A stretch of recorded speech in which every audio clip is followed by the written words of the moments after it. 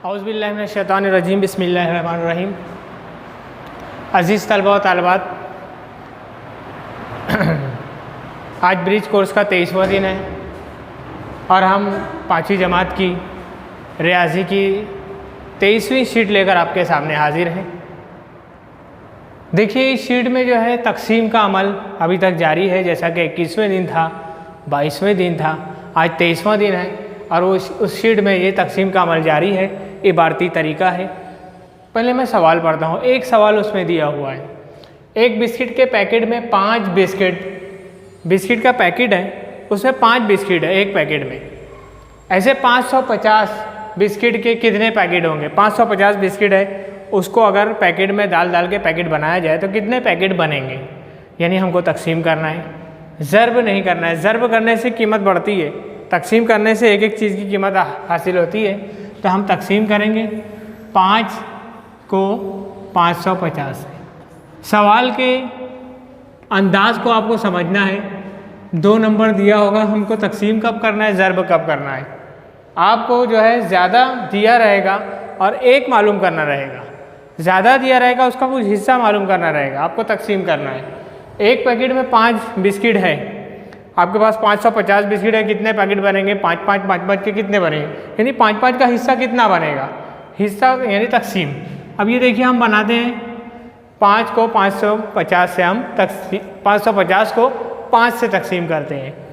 अब इसको तकसीम करने के बाद हम मकसूम अलैह, खारिज किस्मत, बाकी ये सब हमको समझ में आता है। सिर्फ तकसीम करके हमको जवाब लिखना है।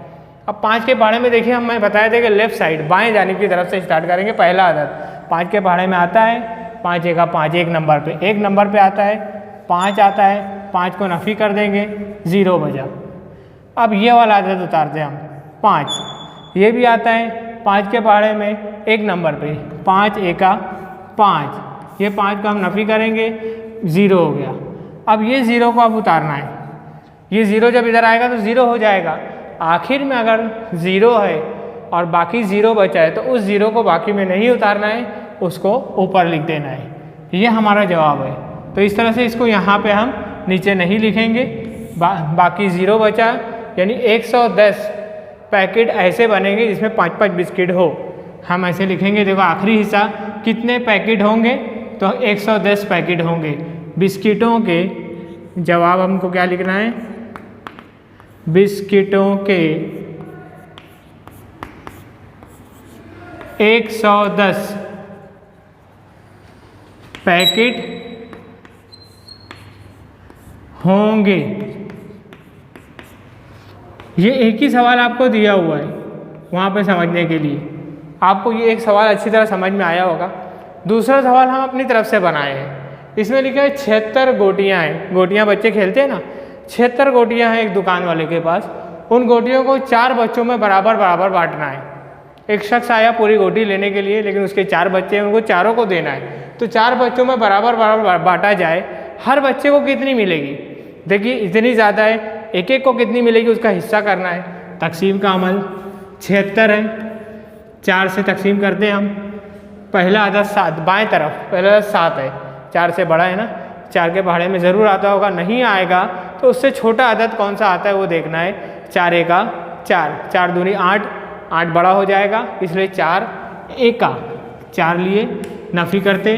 7 में से 4 गया, 7 में से 4 गया तो 4 के बाद 5 6 7, 3 बचा। ये 6 को हम नीचे उतारते वैसे ही। अब ये हो गया 36।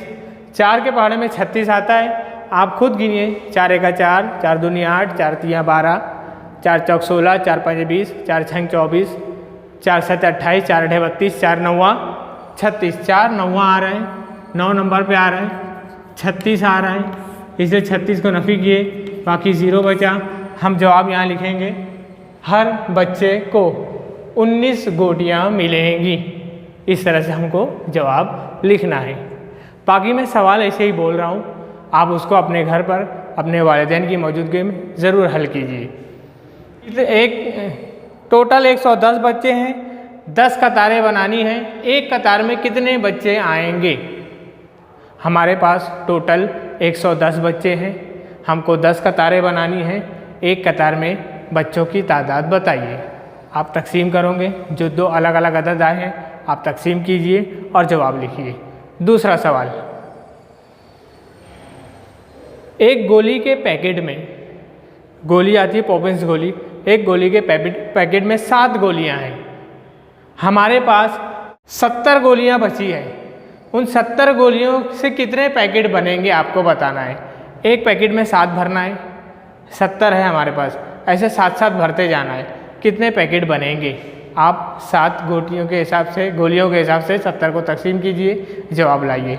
देखिए, ऐसे तकसीम वाले दीगर सवालात भी आप खुद से बनाइए, खुद से हल कीजिए, या अपने वालिदैन को बोलिए बनाने के लिए, सवाल बना कर देंगे, आप हल कीजिए।